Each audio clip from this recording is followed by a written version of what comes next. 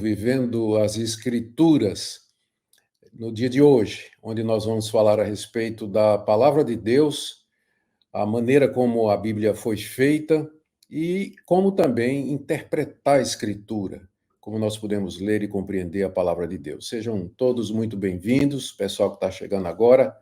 Nós estamos transmitindo aqui no Instagram, numa live aberta, para todos os que quiserem participar. E depois de uns 30 minutos, mais ou menos, nós vamos entrar para a comunidade através do StreamYard, que é uma transmissão mais exclusiva para aqueles que são membros da comunidade Vivendo as Escrituras. E nós vamos continuar a aula, por assim dizer, lá, e é também um período onde nós vamos responder as perguntas que, porventura, apareçam. E deve aparecer, não é? Porque esse assunto é um assunto que sempre desperta o interesse de todo mundo, uma vez que a Bíblia ocupa um lugar central na nossa fé reformada, na nossa fé protestante, por assim dizer. E que foi realmente um dos pontos assim de discórdia, né, de briga, de polêmica na Reforma Protestante, o papel das escrituras sagradas. Por um lado, você tinha a Igreja Católica dizendo que a Igreja tinha como fonte de autoridade a Bíblia, a tradição e o magistério, e por outro, os reformadores que disseram que somente a Bíblia, só a Escritura, só ela é a base, a fonte de referência, a única regra de fé e prática para aquele que teme a Deus, aquele que quer andar nos caminhos de Deus.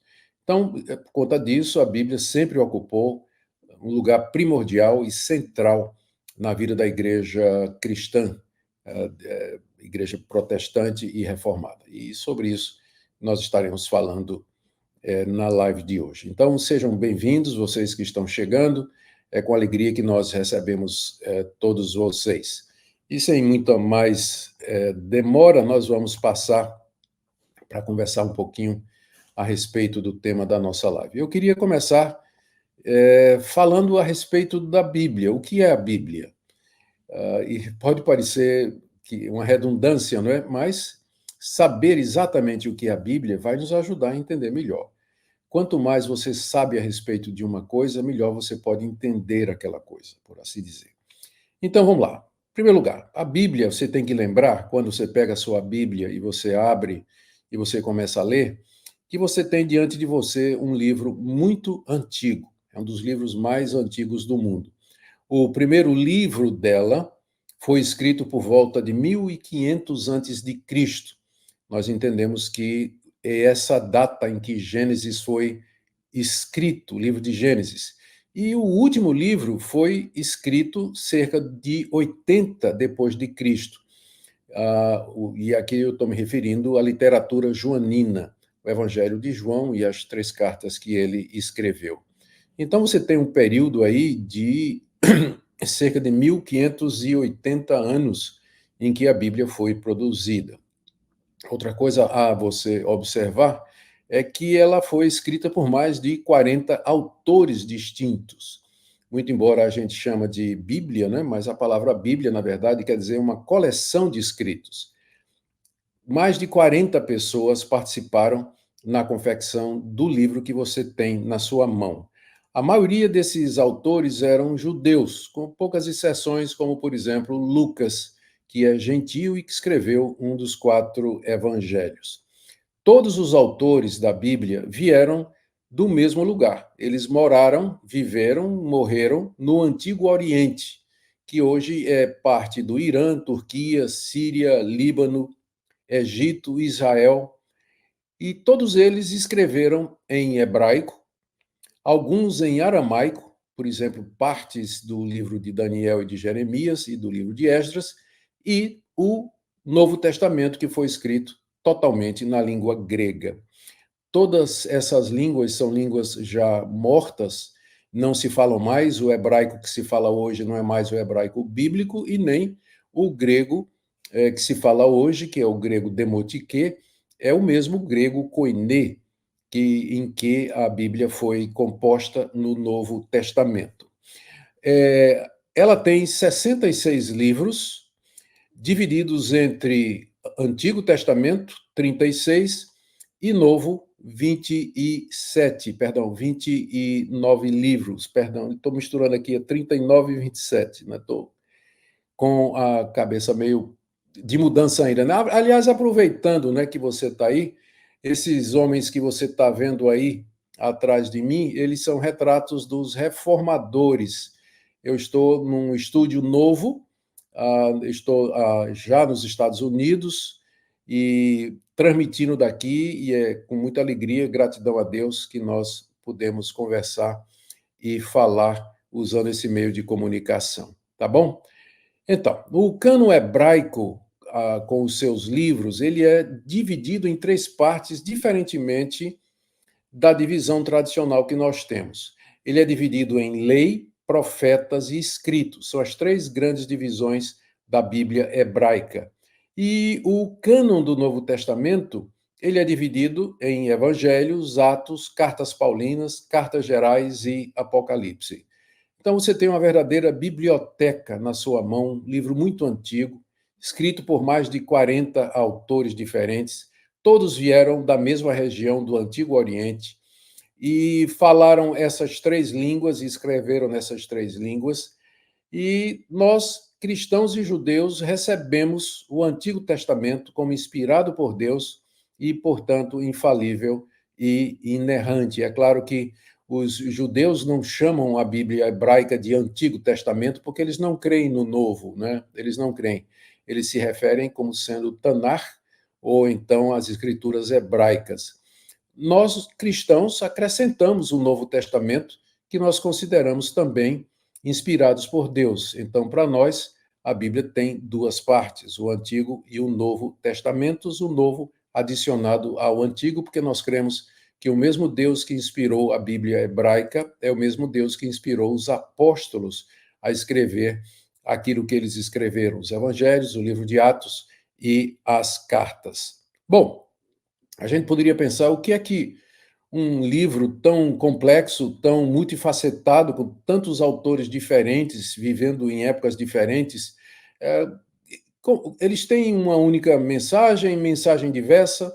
Para muita gente, a Bíblia é cheia de contradições, de teologias diferentes.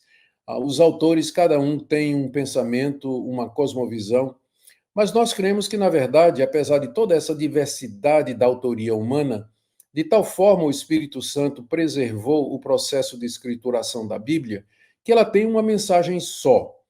E o tema central dessa mensagem é a revelação que o Deus triuno fez de si mesmo.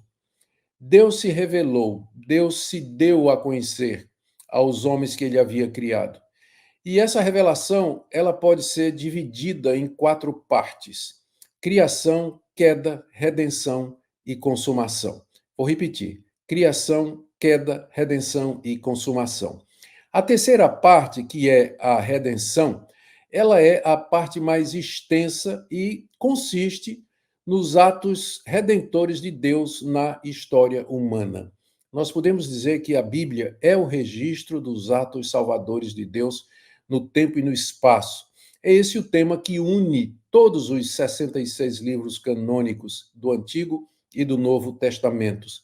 Cada um desses livros contribuindo para o progresso da revelação desse plano extraordinário de Deus concebido na eternidade e executado aqui na história. A Bíblia é o registro desses atos de Deus, das intervenções divinas, das falas divinas, das revelações que Deus fez de si, e finalmente do fato de que ele se encarnou, se tornou um de nós, andou no nosso chão, bebeu nossa água, respirou nosso ar, morreu por nós, ressuscitou e vivo está, e voltará para julgar os vivos e os mortos. Esse é o tema central. Agora, em que isso nos ajuda a compreender a Bíblia? Quando você entende o que é a Bíblia, qual a mensagem central dela, com que propósito ela foi escrita, quando você se apercebe que está diante de um livro antigo e que, portanto, precisa ser interpretado para que você possa chegar ao conhecimento do seu sentido profundo e o seu sentido desejado pelo autor, você então tem mais condições de entender quando você está lendo. Nós estamos lendo um livro que foi escrito numa outra cultura, por pessoas que já morreram, em línguas que não se falam, e que, portanto, a Bíblia, num certo sentido, ela precisa ser interpretada, ela precisa ser avaliada cuidadosamente. Agora, o que é interessante é que esse livro, com todas essas características, é, ela tem uma mensagem tão clara que qualquer pessoa, mesmo no uso ordinário, nos meios comuns, sem conhecer grego, hebraico, aramaico, gramática, arqueologia ou história, lendo a Bíblia traduzida, ela pode chegar a uma compreensão clara do que ela ensina. Ninguém precisa ser um perito em grego para ler João 3,16 e entender o que é que está sendo dito ali. De um Deus que amou o mundo a ponto de dar o seu Filho, Jesus Cristo, para que todo aquele que nele crê não pereça, mas tenha a vida eterna. Esse versículo, ele pode resumir muito bem a mensagem central de toda a Escritura. O centro da Bíblia, portanto, aproveitando aqui, é a revelação máxima de Deus na pessoa de Jesus Cristo, prometida no Antigo Testamento e cumprida no Novo Testamento. A Bíblia, portanto, é a palavra de Deus infalível e inerrante, onde nós encontramos a verdade acerca de Deus, de nós mesmos, da origem de todas as coisas, como podemos nos relacionar com Deus e qual será o fim de todas as coisas. Olha só, aqui na Bíblia você tem a resposta para todas estas questões. Então, quando você for ler a Bíblia, você precisa entender o que é que você está lendo. Você está lendo a revelação final, maior, última, suficiente de Deus. Não cremos que Deus tenha se revelado dessa forma em nenhum outro escrito ou livro.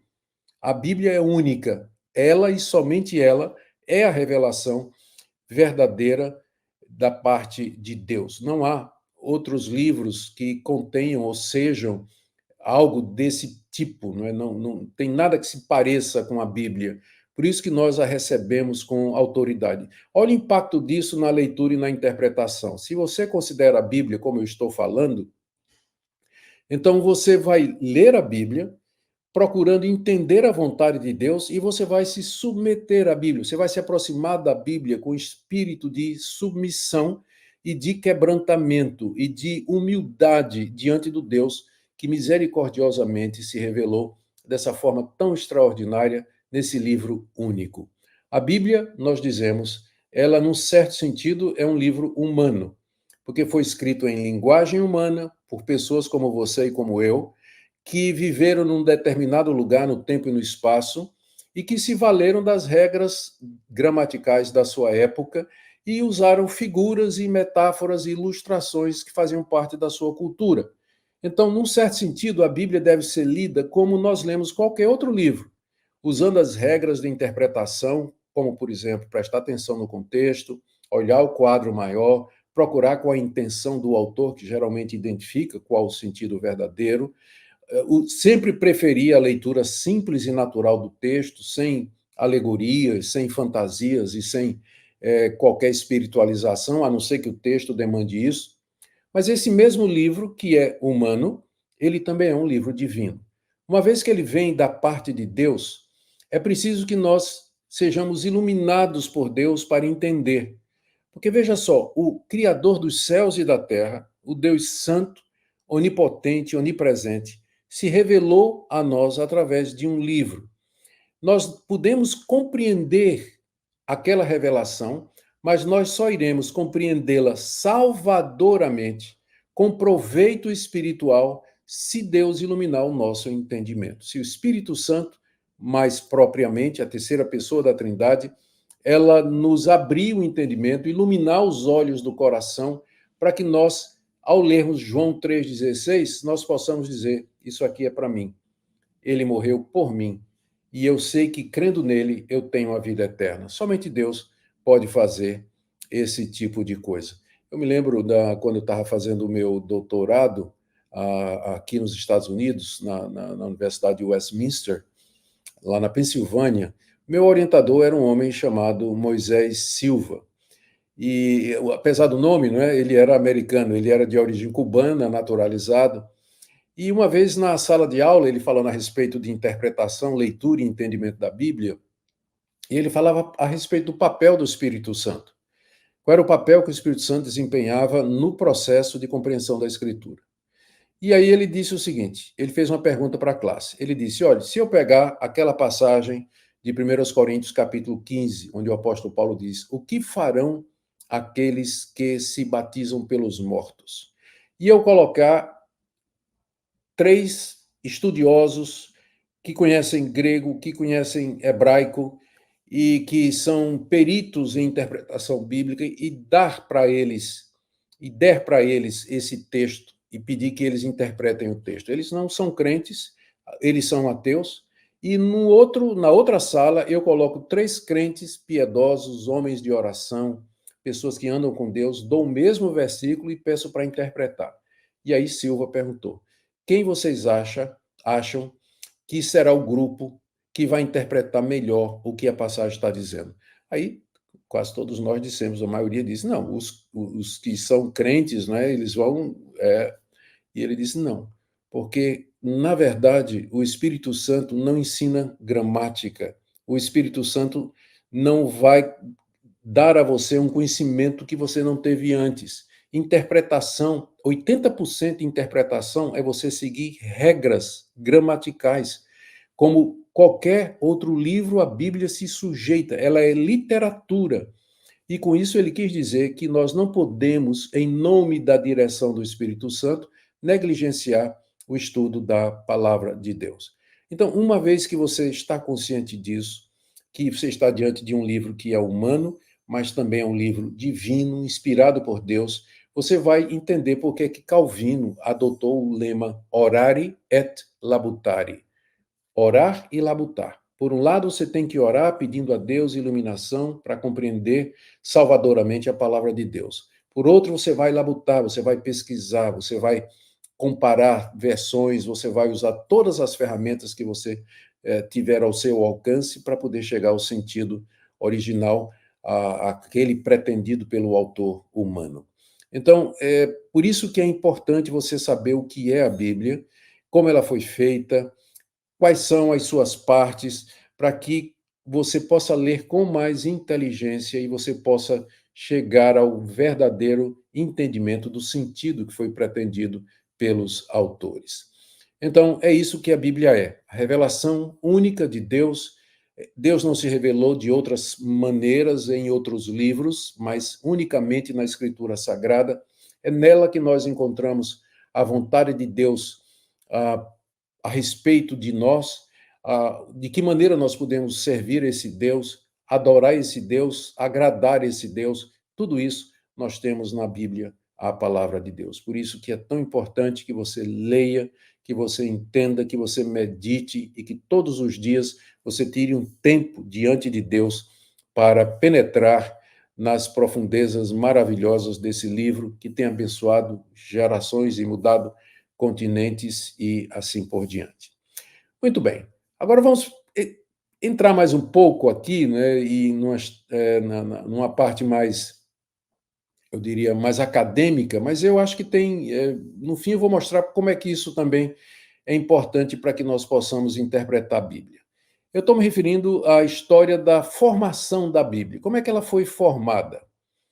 Há muitos livros sobre a história e personagens do Antigo Testamento e sobre Cristo e os seus apóstolos foram escritos entre os anos 250 antes de Cristo e 250 depois de Cristo.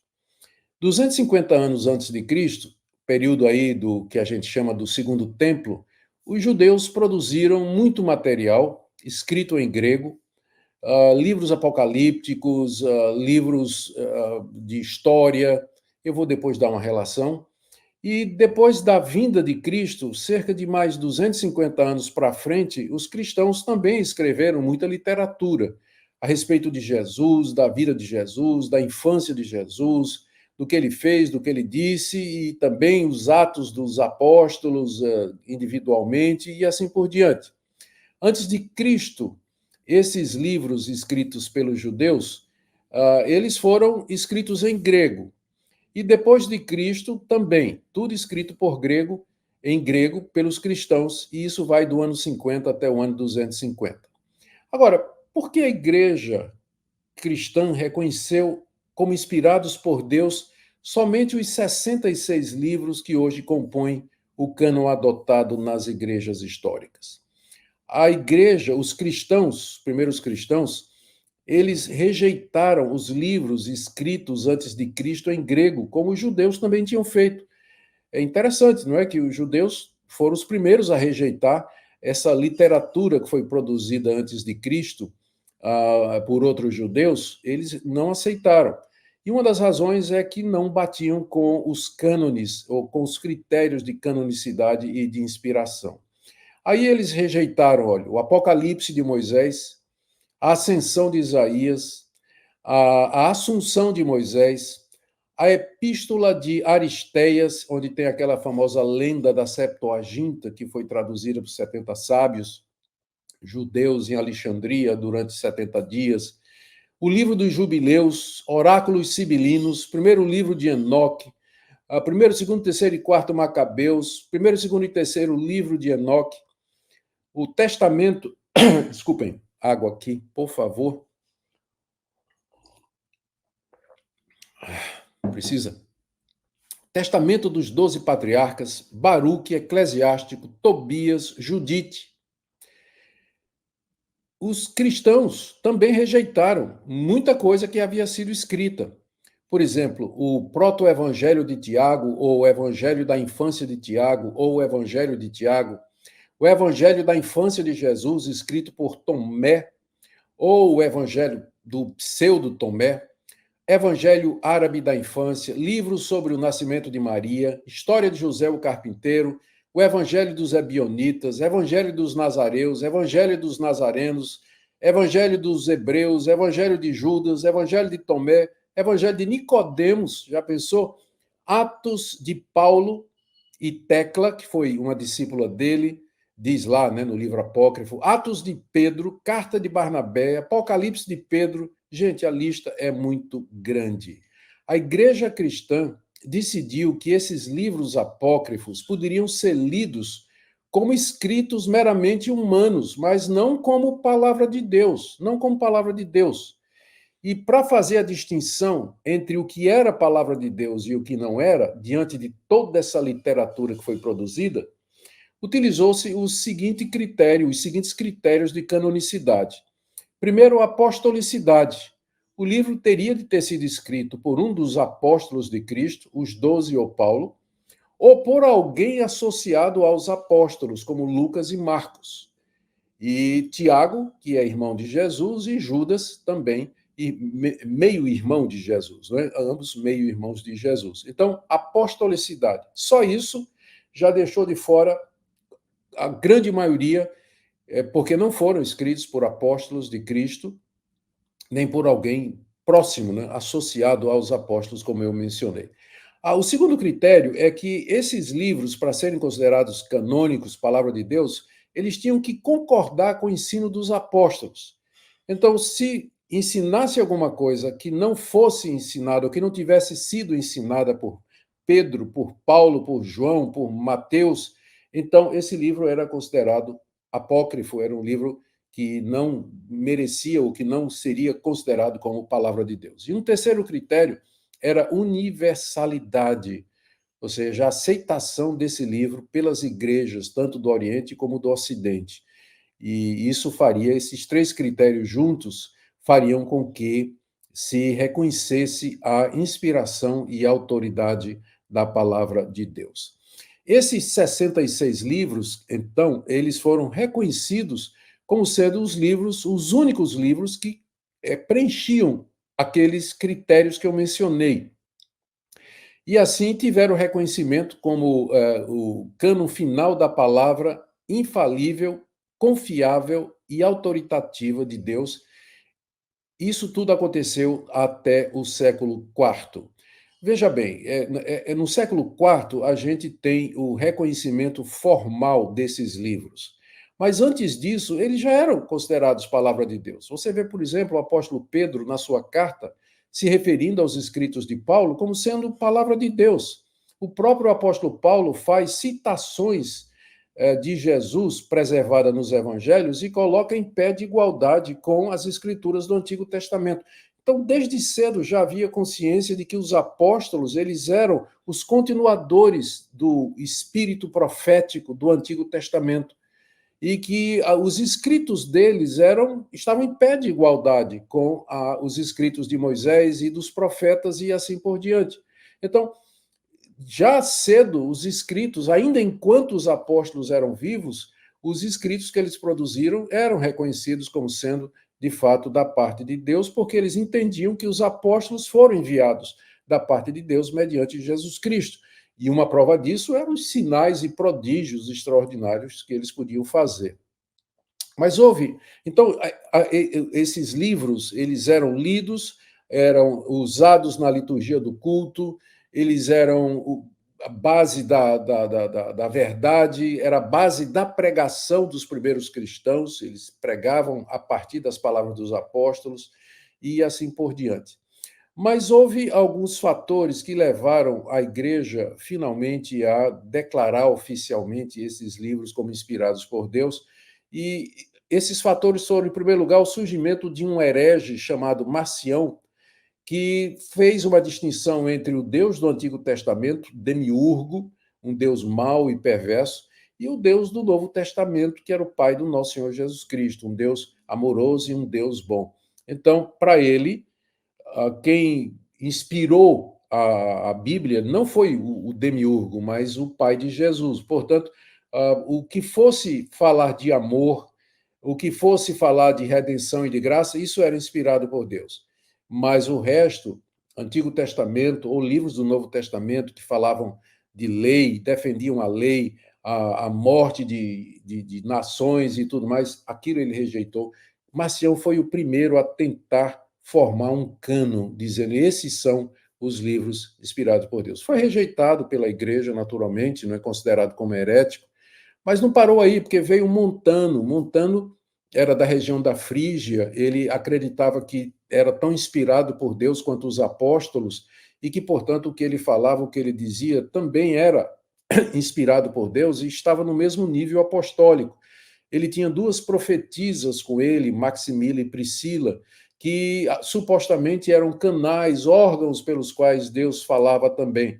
A ideia de revelação contínua, que Deus não parou com os livros escritos pelos apóstolos, mas ele continuou a se revelar.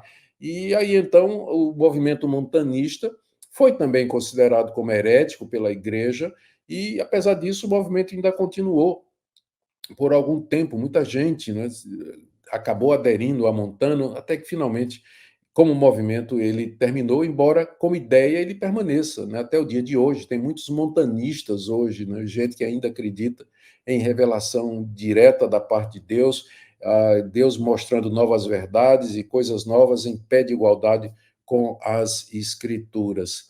E também esse surgimento dessa quantidade enorme de livros, né, a respeito de Cristo, evangelhos, Atos dos Apóstolos, de Pedro, Paulo, João, a Apocalipse de todo mundo. Então, isso tudo fez com que, finalmente, a igreja resolvesse dar um basta nisso, né?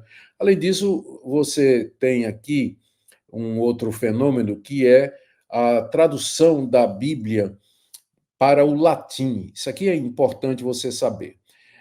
Jerônimo, um dos maiores eruditos da sua época, ele foi contemporâneo de Agostinho, aí por volta do final do século IV, morando em Belém, ele recebeu a incumbência do bispo de Roma de traduzir a Bíblia do grego, do hebraico e do aramaico para o latim, se valendo inclusive de traduções anteriores do latim.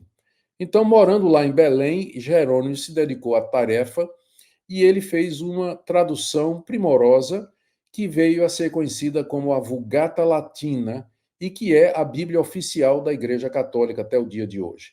No Concílio de Trento, que aconteceu depois da Reforma, a Igreja Católica manteve a Vulgata Latina e condenou, colocou no índice de livros proibidos toda e qualquer tradução da Bíblia que não fosse a Vulgata Latina. Pois é, A Igreja Católica já teve uma época em que tinha a Bíblia no seu livro, no seu índice de livros proibidos, né? Ou seja, a Bíblia em versão que não fosse a Vulgata Latina. Mas por que eu estou contando isso? É que Jerônimo, ele traduziu os 66 livros, mas aí ele acrescentou a parte, não incluiu no cano, mas a parte do cano, ele colocou livros que ele disse que poderiam ser lidos, mas não considerados como autoridade e inspirados por Deus, que são Tobias, Judite, 1º e 2º Macabeus, Baruque, Sabedoria e Eclesiástico, e ainda alguns acréscimos ao livro de Esther e Daniel. E é daí que, mais tarde, no Concílio de Trento, na Contra-Reforma, surge o cânon católico maior, acrescido desses 7 livros, inspirados ou baseados, a ideia baseada na tradução de Jerônimo da Vulgata Latina. Mas os reformadores nunca aceitaram esses livros e ficaram com o cânon de 66 livros, que é o que nós temos até o dia de hoje. Muito bem. Agora, deixe-me dar mais um passo e dizer que o conceito das escrituras como única fonte de autoridade para a igreja se perdeu ao longo da Idade Média. Por que eu estou falando essas coisas? Né? É porque eu quero que você veja como, através dos séculos, a luta que se travou para a preservação da revelação escrita de Deus. Você tem um tesouro na sua mão, não somente um livro antigo, multifacetado, variado, mas com uma mensagem central clara da parte de Deus. Mas você também tem um livro que foi a causa de muitas lutas, de muitos debates, de discussões em concílios, para que a sua integridade fosse preservada, mercê de Deus. Durante a Idade Média, à medida que a Igreja Católica ia tomando forma, a Bíblia, que antes era a fonte de autoridade, ela começou a ser ter uma rival, que era a tradição oral, os pais da igreja, os escritos dos pais da igreja, aquilo que eles ensinavam, aquilo que os concílios da igreja haviam ensinado. Então, essas decisões, esses pronunciamentos, eles começaram a ser equiparados e recebidos na igreja da Idade Média como tendo a mesma autoridade da Bíblia. E depois é que a Igreja Católica se organizou mais, se estruturou mais, surgindo o magistério católico, composto dos seus doutores, encabeçado por um papa que, séculos depois, seria considerado como infalível ao falar ex cátedra, introduziu a terceira fonte de autoridade. E aí, aquele conceito da Bíblia como sendo a palavra de Deus, aqueles 66 livros inspirados por Deus, a base da igreja, foi se perdendo durante a Idade Média. E isso foi uma das coisas que provocou a Reforma Protestante, embora o estupim tenha sido a questão das indulgências. Mas o ponto era esse mesmo: onde é que a Bíblia fala de indulgências? Qual é a base bíblica para isso? Então, foi essa luta que os reformadores travaram. A Bíblia tinha sido colocada ao lado da tradição e do magistério católico e da infalibilidade papal. E dessa perspectiva, a Igreja Católica, ela chegou ela admite, né, embora não talvez com essas mesmas palavras, que a revelação, que Deus continua a se revelar, ou seja, que a verdade continua a se apresentar e se desenvolver. Tanto é que somente recentemente é que dogmas foram passados a respeito da assunção corporal de Maria, o seu nascimento virginal e assim por diante. Coisa que também não está na Bíblia, mas que, com o passar dos anos, o catolicismo romano acabou transformando em dogma e assim por diante. A Reforma Protestante, ela resgatou o cânon de 66 livros, que é o cânon que você tem aí, é a Bíblia que você tem. Mas a luta foi muito grande. Antes da Reforma, alguns, como Wycliffe, haviam tentado fazer, desafiando a igreja, tentado fazer uma tradução na língua do povo, no caso o inglês.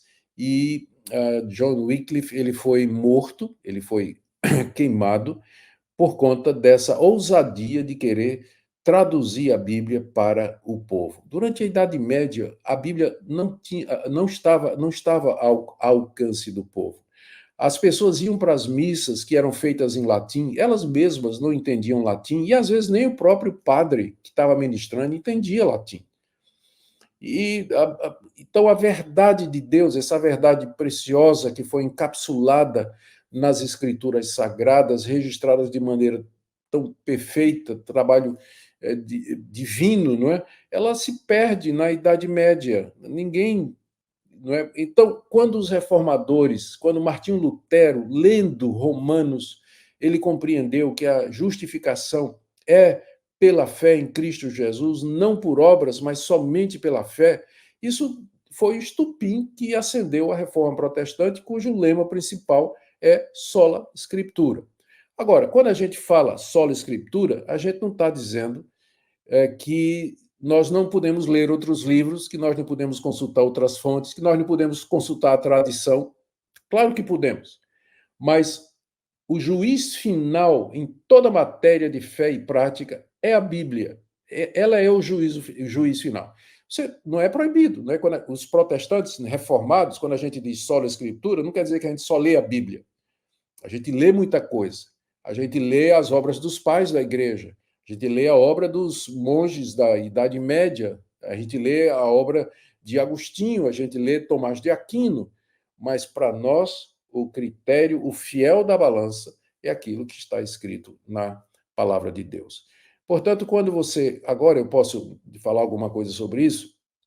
Quando você for ler a sua Bíblia, é preciso que você esteja consciente de todas essas coisas. Algumas regrinhas simples, não é, para a gente, para que a gente possa ler a Bíblia e entender a Bíblia. Primeiro, quando você for ler a sua Bíblia, ore para que Deus lhe ilumine e lhe dê compreensão.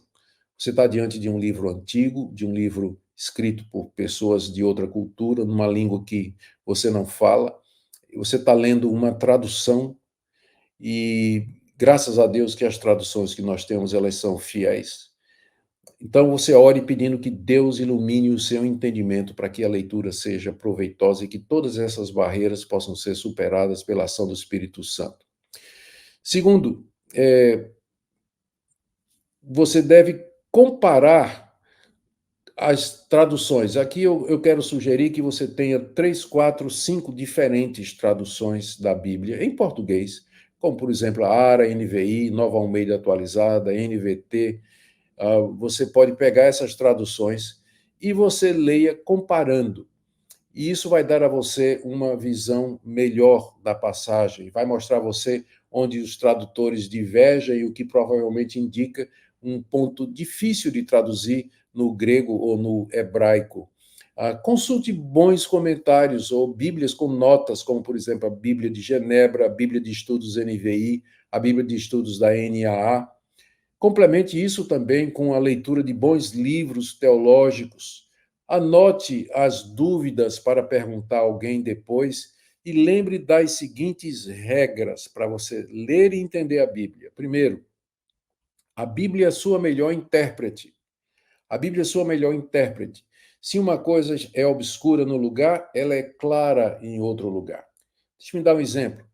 O Evangelho de Lucas diz: bem-aventurados os pobres, porque deles é o reino dos céus. Aí você diz: mas espera aí, para entrar no reino de Deus basta ser pobre? Então estou salvo. Né? Então, estou salvo. Mas aí você lê Lucas e lê o paralelo em Mateus. Mateus diz assim: bem-aventurados os pobres de espírito, porque deles é o reino dos céus. Mateus explica Lucas. A Bíblia é a sua melhor intérprete. Então, essa é uma regra muito importante. E por que nós achamos que essa regra funciona? Porque a Bíblia tem um autor somente. Ela não se contradiz. E esse autor é o Espírito Santo. Embora ele usou pessoas diferentes, em épocas diferentes, entretanto, a mensagem é uma só. Então, você pode comparar a Escritura com Escritura, como diz Paulo lá em 1 Coríntios, capítulo 2, interpretando, comparando coisas espirituais com coisas espirituais. E é assim que você, então, vai chegar ao significado da Bíblia. Então, lembre, a Bíblia é a sua melhor intérprete. Segunda regra de interpretação, os textos têm apenas um sentido que é aquele sentido original pretendido pelo autor humano. Durante a Idade Média, isso foi uma das coisas também que os reformadores se revoltaram, apareceu o conceito, até antes da Idade Média, já apareceu o conceito de que a Bíblia tem diversos níveis de significado. O sentido alegórico, o sentido histórico, o anagógico e o sentido escatológico. Então, cada passagem da Bíblia teria pelo menos 4 sentidos diferentes, e isso ficou conhecido como a famosa quadriga. E o que é que acontecia? A partir disso aí, se você acredita que a Bíblia, que cada passagem da Bíblia tem uma variedade de sentidos, está aberta a porta para você alegorizar e colocar o que você quiser lá dentro. Os reformadores bateram nesse ponto. A Bíblia, o texto bíblico tem somente um sentido, que é aquele sentido pretendido pelo autor humano. O que é que Moisés quis dizer? O que é que Isaías quis dizer? O que é que Paulo quis dizer? E eles todos quiseram dizer uma coisa. Eles queriam ser claros, queriam ser compreendidos. Eles não estavam falando em enigmas, para iludir o povo. Eles queriam que a verdade fosse conhecida. Então, essa é a segunda regra. Você tem que procurar responder a essa pergunta. Você tem que procurar resposta a essa pergunta. O que é que o autor quis dizer? Regra número 2 é essa daí. Terceiro, não alegorize, não espiritualize, a não ser quando requerido. O sentido mais provável de uma passagem bíblica é o seu sentido natural e óbvio. Não vá procurando sentidos por detrás. Não vá procurando coisas que o autor não quis dizer. Quando você for fazer uma aplicação para você, não alegorize, mas aplique de maneira direta. E, quarto lugar, não leia os textos fora de seus contextos. Essa regra talvez seja a regra de ouro. É o contexto que vai dar o sentido do texto. Quando você lê, você vai entender se você tiver uma compreensão mais ampla daquilo que onde se encaixa as palavras que você está estudando. O contexto nos ajuda a entender o texto. Tanto é que tem aquela famosa frase, não é? Texto fora de contexto é pretexto. Estas são algumas regras simples de interpretação, mas que vão salvar sua vida, porque vão ajudar você a chegar ao sentido simples, natural, verdadeiro, que é o sentido pretendido pelo autor humano e também pelo autor divino, que é o Espírito Santo. E aqui eu aproveito para recomendar a vocês, na minha plataforma vivendoasescrituras.com.br, eu tenho um curso sobre interpretação, narrando como a Bíblia foi interpretada desde o período dos apóstolos até o dia de hoje, passando pela modernidade, as hermenêuticas pós-modernas, e isso vai ajudar você a compreender todo esse processo interpretativo que ajuda a chegar ao sentido verdadeiro da Escritura. Então, se você tiver interesse em fazer parte dessa comunidade, da minha comunidade, é só você seguir o link da minha bio que está no perfil do Instagram. Se chega no meu perfil do Instagram, é logo o primeiro link que vai levar você para o vivendoasescrituras.com.br e lá você tem, entre os vários cursos, Panorama do Antigo Testamento, Panorama do Novo Testamento, você tem um a respeito de interpretação. Eu espero que essa aula aberta tenha sido uma bênção para você, tenha despertado em você o desejo de aprender mais, de estudar mais. E agora eu vou pedir licença ao pessoal do Instagram, porque nós vamos entrar numa live fechada com os membros da comunidade, onde nós temos ainda mais algumas coisas que nós queremos discutir e queremos aprender. Muito obrigado pela sua participação. Eu vou aqui já me despedindo. Até a próxima semana, onde nós teremos mais uma live a respeito de mais um assunto interessante e profícuo, assim esperamos, para a vida de vocês, ok? Não esqueça de visitar vivendoasescrituras.com.br. Um grande abraço, Deus abençoe e até a próxima live.